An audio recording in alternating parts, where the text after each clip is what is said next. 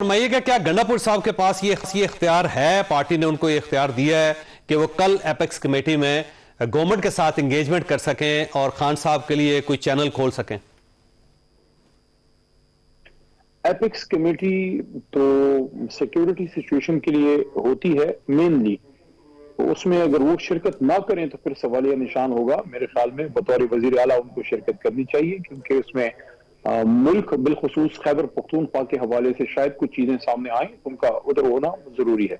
अब क्या उसके अलावा मामला को बेहतर करने के लिए भी कोई कम्युनिकेशन हो सकती है, मुझे इंफॉर्मेशन नहीं है, लेकिन इन हालात में अगर बात ना हो तो फिर बंदा सवाल उठाएगा कि जब आप इतना करीब बैठे तो उन चीजों पर भी बात होनी चाहिए जो जिसकी वजह से मुल्क एक स्टेलमेट सिचुएशन की तरफ है। क्योंकि उनके पास रियासती ओहदा है, खान साहब बिहाफ पे वो मेन प्लेयर्स में से हैं, अली अमीन खान। मे भी वो कोई बात करे, अगर वो कोई बात होती है वहां और कोई बेहतरी की तरफ बात चलती है तो मैं तो इसको वेलकम करूंगा। अगर कोई ऐसी बात होती है जिससे इमरान खान साहब और असीरान की रिहाई हो और जिससे मैंडेट की वापसी और आईन और कानून की हुक्मरानी की तरफ ये रियासत और ये मुल्क और ये अवाम आगे जाएं, ये विन विन सिचुएशन होगी। अगर बगैर किसी डील के हो, और डील वो चीज है जो इमरान खान ने ना की है और ना करेंगे। ठीक।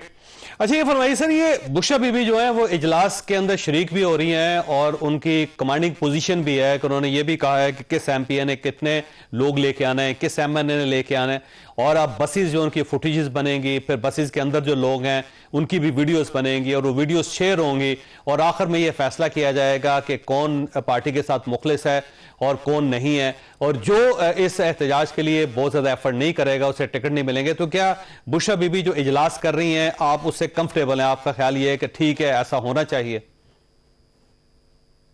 साहब देखिए, बुशरा बीबी का कोई सियासी रोल नहीं है, पार्टी के चेयरपर्सन नहीं है, पार्टी के बानी चेयरमैन इमरान खान है, चेयरमैन बैरिस्टर गौहर साहब हैं। उन्होंने सिर्फ अपने शोहर और मुल्क के साबिक वजीर आजम का पैगाम वहां लोगों तक पहुंचाया है, दैट्स ऑल।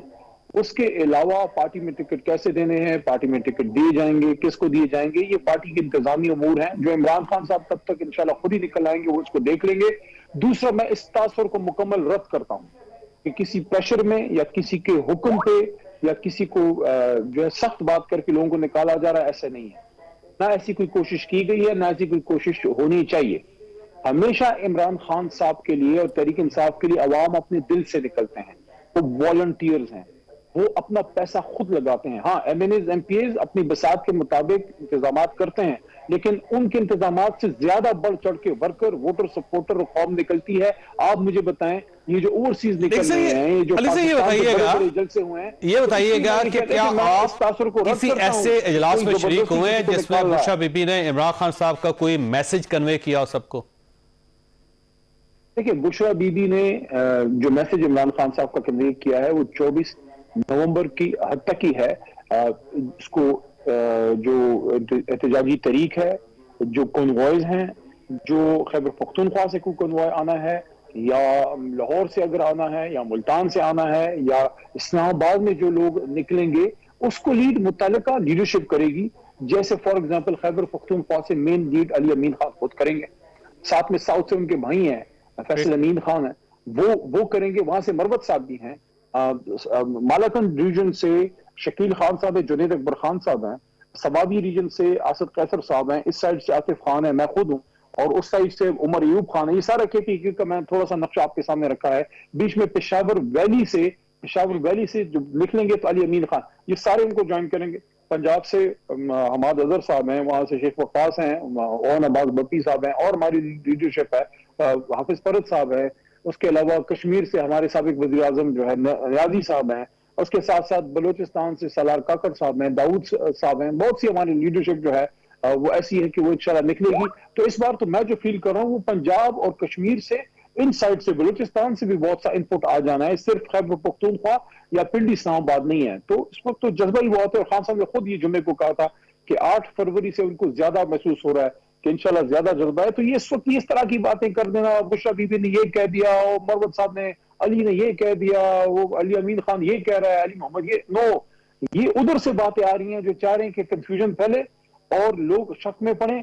मैं सबको कहना चाहता हूं, किसी शक में ना पड़े, 24 के सब ने निकलना है, रमन निकलना है। इमरान खान साहब ने बुशरा बीबी के जरिए क्या ये मैसेज कन्वे किया है कि एमपीएस जो है वो 5,000 लोगों को लेके आएंगे, एमएनएस 10,000 लोगों को लेके आएंगे, और जो फेल हो जाएगा या गिरफ्तार हो जाएगा उसका पार्टी के अंदर कोई अमल दखल नहीं होगा, वो पार्टी से फारिग हो जाएगा? नहीं, देखिए ऐसा नहीं होता। तो ऐसे फिक्स नंबर्स नहीं होते, एक एस्टिमेटेड नंबर होता है और वो वॉलंटियरली अपने एमएनए से पूछा जाता है, एमपीएस से, कि कितने ला सकते। ये हर जमात में होता है, कोई तरीके इंसाफ में नहीं है। अमूमन फर्ज करे एक एमपी ने कह दिया कि मैं अपने हल्के से 1500 लेके आऊंगा, 1500 नहीं होते, वो बाज़-औक़ात 500 होते हैं, बाज़-औक़ात 1500 से ज्यादा भी हो सकते हैं। डिपेंड्स अपॉन कि वो कितनी उनको कन्वेंस जो है गाड़ियां मुहैया कर सकता है। लेकिन लोग बहुत से खुद से भी जो है वो निकल आते हैं।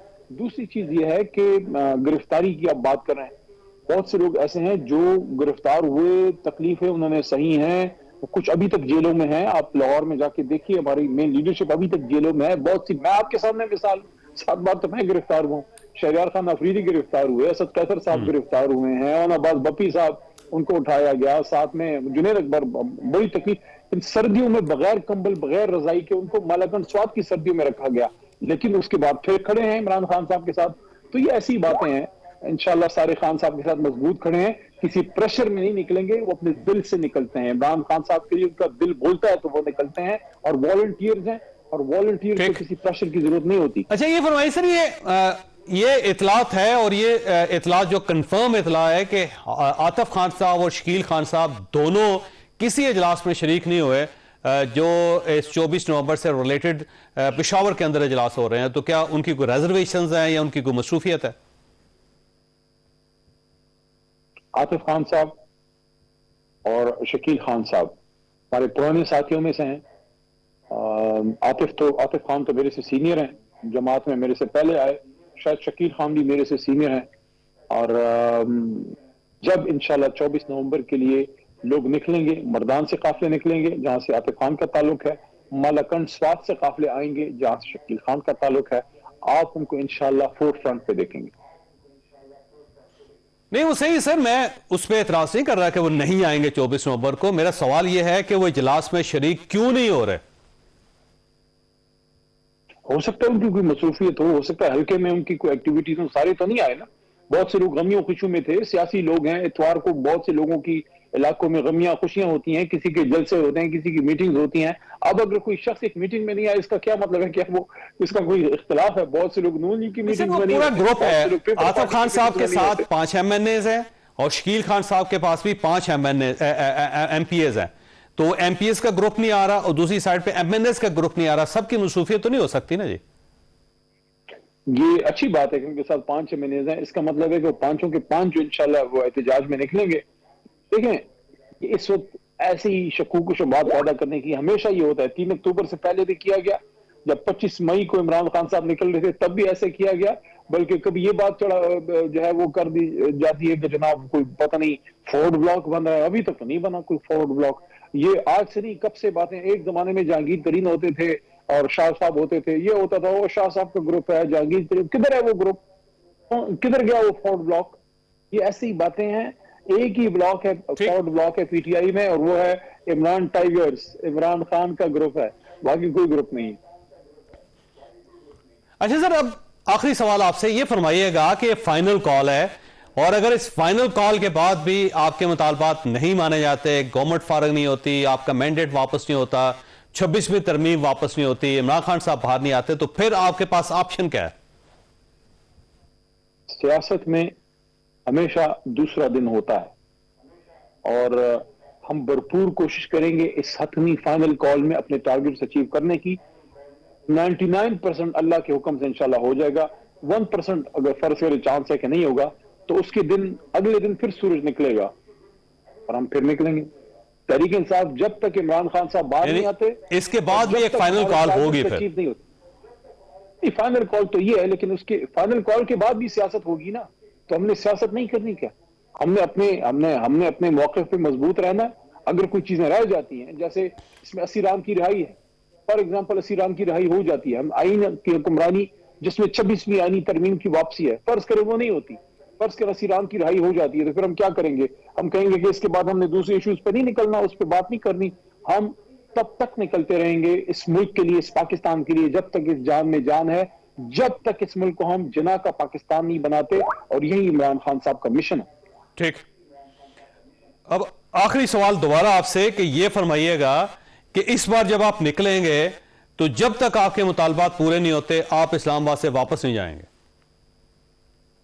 इरादा तो यही है, पार्टी ने यही टारगेट दिया है कि इस बार अपने टारगेट्स अचीव किए बगैर अपने जो इश्यूज हैं, 3 बुनियादी इश्यूज हैं, असीरान की रिहाई है, मैंडेट की वापसी है, आईन और कानून की हुक्मरानी है, इन चीजों को हासिल किए बगैर वापस नहीं जाना। हाँ, अगर कोई बातचीत बीच में होती है, कोई हल निकल आता है और वो भी कोई मीनिंगफुल बात होती है, ऐसी वैसी बात नहीं। जाहिर है चूंकि बात डायरेक्ट खान साहब से होगी, अगर खान साहब मुतमईन होंगे तो वो उस पर कोई फैसला कर देंगे, नहीं है तो 24 की कॉल है, फाइनल है, सब ने इस्लामाबाद पहुंचना है इंशाल्लाह। आपको कितना ही अरसा यहां पे बैठना पड़े, अब आप बैठेंगे इस्लामाबाद? आपने लगता है हमारी कोई इधर आपने मज़ारात बनाने हैं? हमने यहाँ के अपना काम करके फिर सबने अपने अपने इलाकों में चले जाना है। जाहिर है वन डे अफेयर नहीं है, it will take some time. हो सकता है ज्यादा दिन हो, हम 126 दिन भी इधर बैठे रहे, अगर उससे ज्यादा दिन भी बैठे रहने की जरूरत पड़ती है तो बैठेंगे। माजी में पहली बार मुश्किल था, दूसरी बार तो आसान होता है।